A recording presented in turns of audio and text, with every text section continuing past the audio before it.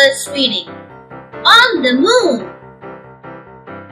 This story is about a rocket, astronauts, and the moon.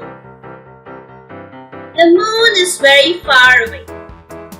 Astronauts have been there. I'm an astronaut too. The astronauts sat at the very top of a rocket.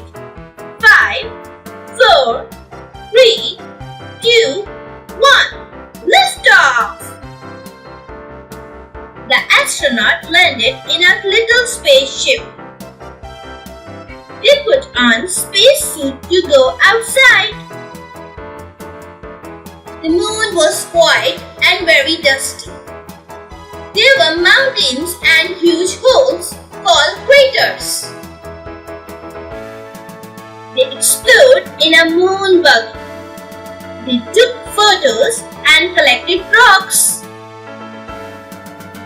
The astronauts felt light and floaty. Bounce, bounce, bounce.